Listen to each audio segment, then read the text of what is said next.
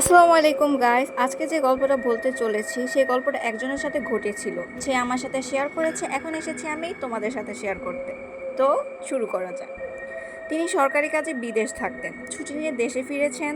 সাঁওতাল পরগনার যে জায়গায় তার কর্মসংস্থান ছিল সেখান থেকে রেল স্টেশনে যেতে প্রায় 30 মাইলেরও পথ পার দিতে হতো। পাহাড়ি পথ, 1 মাইল হচ্ছে তো 2 মাইলের ধাক্কা, তার উপরে রাতের বেলার সাথে বাঘ ভাল্লুকের সঙ্গে আলাপ হওয়ার সম্ভাবনা কম নয়। সকালবেলায় বেরুলেই মাঝপথে সন্ধ্যা হবেই, তখন একটা আশ্রয় দরকার। মাঝপথে কাছাকাছি স্থানীয় রাজার একটা শিকার কুঠি ছিল। রাজা বা তার বন্ধুদের শিকার বেরুলেই ওই কুটিতে তাদের প্রধান আস্তানা ছিল। রাজার ম্যানেজারের সঙ্গে তার ভালোই আলাপ ছিল, তাই সেদিন তিনি গিয়ে অনুরোধ করলেন শিকারের কুটিতে একটা রাতের জন্য তাকে যদি মাথায় বসবার জায়গা দিতে পারে। ম্যানেজার বললেন তখন, এখন শিকারের সময় নয়, কুটি খালি পড়ে আছে, আপনি এক রাত কেন 1 মাসও থাকতে পারেন। তিনি কথাটা শুনে বেশ খুশিই হলেন, কিন্তু হঠাৎ করে ম্যানেজার একটা কথা বলে উঠলেন যে উনি কি থাকতে পারবেন কিনা। তখন উনি জিজ্ঞাসা করলেন কিন্তু কেন। তারপর তিনি উত্তর দিলেন তিনি নাকি লোকের মুখে শুনেছে কুটিতে নাকি অপদেবতার ভয় আছে। অপদেবতা? হ্যাঁ, অপদেবতা ছাড়া আর কি বলবো। কুটিরের পাশে শালবনের ভেতরে সাঁওতালিদের এক ভুতুড়ে দেবতা আছে। সেই দেবতা নাকি ভূতের রাজা, তার ভয়ে সাঁওতালিরা পর্যন্ত সন্ধ্যার পর ওপারে মারায় না। তারা বলে তাদের দেবতা নাকি রাতের বেলায় কুটির ভেতর ঘুমাতে আসে।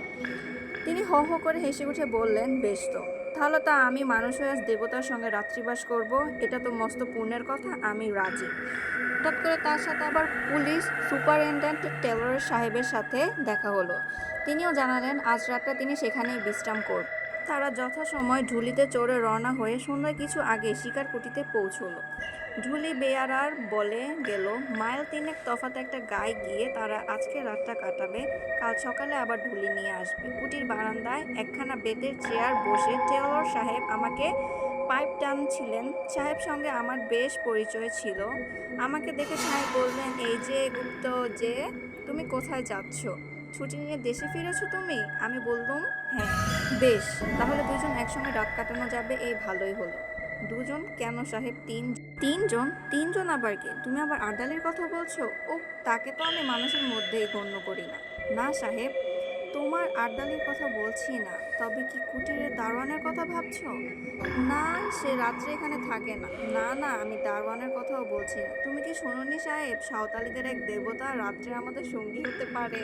জেলর হেসে বললেন, ও, শুনেছি বটে। তা সে রূপকথার এক বর্ণ আমি বিশ্বাস করি না। তুমি করো নাকি? করলে একলা এখানে রাতে কাটাতে আসি? টেলর পাইনে 3-4টে টান মেরে বললেন, দেখো গুপ্ত, সাঁওতালিদের এই দেবতাটি আমি দেখেছি। এমন বীভৎস দেবতা পৃথিবীতে আর দুটো নেই। তাকে দেখে আমরা ভারী পছন্দ করি। পছন্দ হয়েছে? হ্যাঁ, তাই ঠিক করেছি কাল যাবার সময় তাকে আমি সঙ্গে করে নিয়ে যাব ইংল্যান্ডে। আমার বাড়ির বৈঠকখানায় তাকে সাজিয়ে রেখে দেব। আমার বন্ধু তাকে দেখলে খুব তারিফ করবেন। আমি হেসে বললুম, তাহলে বোঝাই যাচ্ছে কাল থেকে দেবতার কুটির ভেতরে শুনতে আসবেন না। তবে এই বেলা তাকে একবার দর্শন করে আসি। তার আড্ডা কোথায়? টেলর আঙ্গুল দিয়ে দেখিয়ে বললেন, ওই যে ওইখানে। মিনিট খানেকের পথ পায়ে পায়ে এগিয়ে গেলুম। কুটির পাশেই অনেকগুলো শাল গাছ দল বেঁধে দাঁড়িয়ে আছে। তাদেরই ছায়ায় একটা পাথর টিপের উপর মানুষের মতো উঁচু একটা মূর্তি দেখতে পেলুম। মূর্তিটির রং করা কাঠের। তার দেহের মাপ মানুষের মতো বটে, কিন্তু তার মুখ দানবের মতো প্রকাণ্ড। আর সে মুখের ভাব কি ভয়ঙ্কর, দেখলেই বুকের কাছটা ছাপ ছাপ করতে থাকে।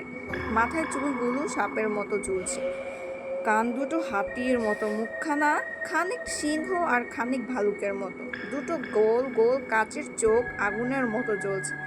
হা করা বড় বড় দাঁতগুলো মুখের ভেতর থেকে রাঙা টকটক লটকে জিভের আধখানা বাইরে বেরিয়ে পড়ে ঝুলছে। আদৌ মুন্ডের মাঝখানে গালচা, দেখলে মনে হয় সে যেন একখানা লিলিকের বাখারির উপর মুখখানাকে বসিয়াছে। হাত দুখানা বাঘের থাবার মতো। কোমরের কাছ থেকে পা পর্যন্ত দেহের কোনো অঙ্গই দেখা যাচ্ছে না। কাঠের কুটে আর কোনো অঙ্গ গড়াই হয়নি। মূর্তির গায়ের রং আলকাতরার মতো কালো, আর মুখের রং খানিকটা সাদা, খানিকটা তমাটে ও খানিকটা হলদে। ভাবলুম, এই মূর্তি যদি সত্যি সত্যি রাত্রে কুঠিরের ভেতর ঘুমাতে আসে, তাহলে আমাদের ঘুমে জীবনে আর ভাঙবে কি? ধীরে ধীরে কুঠিরের দিকে ফিরে এলুম। টেলর পশ্চিমের আকাশের দিকে তাকিয়ে দেখেছিলেন। আমাকে দেখে সে বললেন, গুপ্ত, খুব ঝড় বৃষ্টি আসছে, ওই দেখো। সত্যি কথা, পশ্চিমের আকাশখানা আচম্বিরে ঠিক যেন কালো কষ্টি পাথর হয়ে গেছে। ঝড় উঠতে আর দেরি নেই। ঝড় এসে সমস্ত অরণ্যকে জাগিয়ে দিয়েছে। এখন বৃষ্টি পড়ছে। করতে করতে অনেকক্ষণ আগেই ডিনার খেয়েছি। এখন টেলর আর ঘরে শুয়ে হয়তো দিব্যি আরামে নিদ্রা দিচ্ছে, কিন্তু আমার চোখে ঘুম নেই। ভূত টুত কিছু মানি না, তবুও কেন জানি মনটা কেমন খুঁতখুত করছে। রাজার সেই ম্যানেজারের কথাগুলো আমার আর সাঁওতালি আলী দেবতার সেই ভয়ানক মুখখানা মনের ভিতরে দিয়ে ক্রমাগত আনাগোনা করছে। যত তাদের ভুলবার চেষ্টা করছি আজে বাজে নানান কথা ভেবে, তত তার মন উপরে চেপে বসে, নরম মাটির উপরে ভারী পায়ের দাগের মতো। ভিতরে বৃষ্টি ঝরছে ঝমঝম রমরম, মাঝে মাঝে বড় দমকা হাওয়া হা হা করছে, যেন কোন আত্মা কান্না। তো এটা ছিল এই সত্যকারী গল্পের কাহিনীর প্রথম পর্ব, এবং দ্বিতীয় পর্ব জানতে চাইলে অবশ্যই আমার চ্যানেলটা সাবস্ক্রাইব করবেন এবং লাইক দিয়ে আমার পাশেই থাকবেন। দ্বিতীয় পর্ব আমি খুব শীঘ্রই নিয়ে আসবো।